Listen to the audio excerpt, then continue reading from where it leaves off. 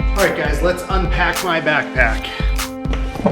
If this is your first time on the channel, welcome. My name is Stalman. I run a photo and video production company with my wife, Anya.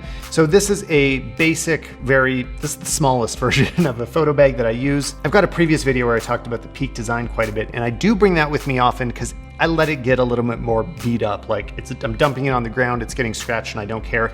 This is my nice bag. This is the one that looks more beautiful. It's made by CECELIA. The model is the MERCATOR 16 liter. And yeah, it is made of real leather and it feels great. It looks great. But I do worry when I put it on the ground. I'm very careful with it. This is like when I want to dress nice and my bag to not look like I'm going hiking. This is like a nice bag. So I'm taking good care of it. And just because it's on the smaller side for me, I think this is actually a good average bag for most people. Like you'll see the kit inside is actually pretty versatile. Also, it is leather, but there is like a protective water pouch, rain pouch hiding inside, so you can wrap it up in case it starts pouring on you. Real quick before the bag opens, talk about what's in my pockets. This is the iPhone XS, my daily carry, and it has the NOMAD Moment case on it, so I can screw a Moment lens onto it easily.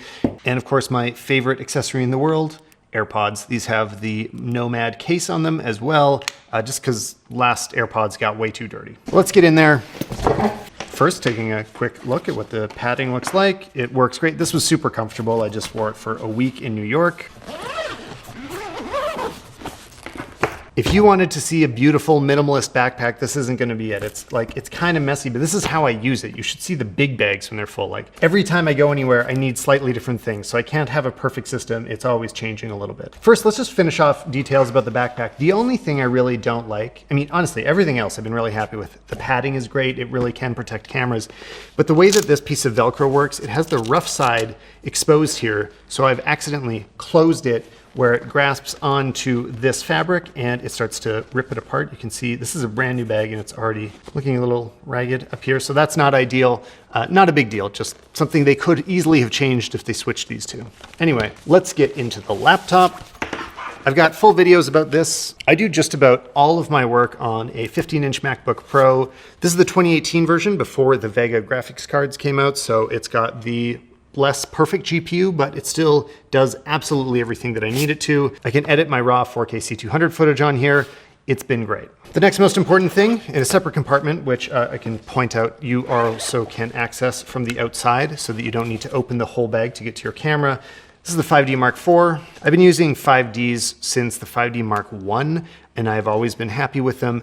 To be honest, like this doesn't fit perfectly in this bag. It's a little too big for it. Right now in 2019, I feel like the EOS R would actually be the right choice. That's kind of what would be the most useful for us. But I just bought a new camera that I'm shooting this on this year, so I can't keep buying cameras that fast. And the 5D4 still works great. It's the same sensor as the R. All of our commercial work happens on here, and it's got the trusty 24 to 70 millimeter 2.8 lens. This is what we shoot most of our work with. If you want to see samples of what we do, go to anyab.com. That's some of my favorite stuff that we shoot. It's fashion and lifestyle for my wife's blog. The strap on here is the same strap that everybody else seems to be using lately. It's the Peak design one that can clip on and off so that if I ever want to, mount this on a gimbal or just get rid of the strap, I can do that easily and then it just snaps back on. Small complaint, I do find that these slide even when they're closed. I wish there was a bit more tension there. When I'm recording video on it, I'm using the Rode Video MICPRO Plus as the microphone. I also like the Deity, which I've talked about, but not as much. I do prefer the Rode still. And I use the Rode windscreen on it. I just keep this on at all times. Next, I'll tell you about my vlogging lens, but first, let's thank this video sponsor, Storyblocks Video. It is so much work every time you create a video to get all of the shots that you need. And sometimes you just don't have time to get that one slow motion shot, or you can't get the permit for your drone shot. Every time I'm about to hand off a video to a client, I think of one epic piece of B-roll that I didn't get. But you know what? Somebody else probably did, and then they probably uploaded it to Storyblocks Video. Beautiful, high quality 4K footage that fits inside your budget. And that budget thing is key because it's great if there's nice footage, but if you can't afford it. So how about unlimited downloads of royalty-free footage for one subscription price? Not too bad. They also have After Effects or motion templates, so click the link in the description below or go to storyblocks.com/Stalman to learn more about Storyblocks Video. And let's keep going on the camera kit. The other one in here is the 16 to 35 2.8 version 2. It is a little bit soft for stills, for photos. Like I do find it's not quite sharp enough. The version 3 is available. It's been out for a while, but it's crazy expensive and I don't use this often enough to justify spending all that money on it. We've had this for years and it still works, so we're gonna keep using it. Charger for the MacBook Pro. I also use these Velcro straps on pretty much everything to keep cables organized. Speaking of chargers, this is the ANKER, what's this called? PowerPort 6. So yeah, this is just a good Anker charger. I'm sure you've come across Anker products before. A detail about it that is important to me is that it has a separate smaller cable like this. Some of them have plugs that come right out of the unit. And if you try to plug it into a busy wall socket, it won't fit because this is too big. So I like to have this little bit of extension. And then when I'm traveling somewhere like Europe and they have different plugs, I bring a power bar, plug this into the power bar, and there's always room for it to fit. And the cables that I bring, USB-C, USB micro, USB-C, lightning. By the way, you'll notice there isn't a Apple Watch charger on here because I don't like bringing the extra charger. So when I'm traveling, I typically have the KRONABY, which I've talked about. I like these watches, or a mechanical watch. But I wear the Apple Watch more when we are at home and I have the charger at my bedside. What next? Boring stuff, more batteries, Canon batteries, travel with about 4 of them. A blower for the camera, definitely use a big one. If you bring around a small one, a lot of them are like half the size. It doesn't have enough pressure and it can't always get the dirt out. Sorry, you may not know what this is. This is to like blow inside of your camera sensor to clean it out. What's next? I've got the Peter McKinnon edition of the Polar Pro ND filter, 82mm version, 2 to 5 stops. I've been so happy with this. I mean, a lot of people complained about the price when it came out, but they were all wrong and just have never shopped for good ND filters. This has been fantastic. The build quality is really high. Image quality is really high. They made a good project. Congratulations, Polar Pro. And I bought 2 of them. They sent me the first one, the 6 to 9 stops, which I don't know why I asked for that one. So I went out and bought the 2 to 5 stops with my own money. Oh, right, for the computer, I missed the SATECHI USB-C adapter. It has 3 more USB-A ports, a HDMI cable, a network cable, and a pass-through for power, as well as SD and micro SD. I really want them to add the SD card reader back to the MacBook Pro, please, Apple. Oh, this is a step-down ring so that this can fit on smaller lenses. Gaffers tape, white and black, always. 2 hard drives. You're gonna notice the way that they are labeled is one is video and one is backup.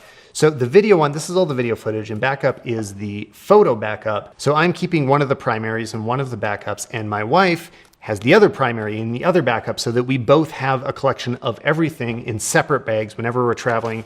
So if one set of luggage got lost, we would still have all of our photos and footage. And if you're wondering, these are the Seagate USB portable drives. All the links to this stuff is in the description below in case you want to see more details. We have huge stacks of these drives and really need to upgrade our NAS. Speaking of storage, little Pelican hard case for all of our SD cards. I like to use 64 gigabyte cards because if something ever went wrong, I wouldn't lose everything on it. I mean, I could do 128s, but then you're risking a lot more footage if something goes wrong with the card. So 64 it is. And actually, there's another case missing that has compact flash cards. Usually I'm shooting my primary photos as SD, and then the backup is compact flash.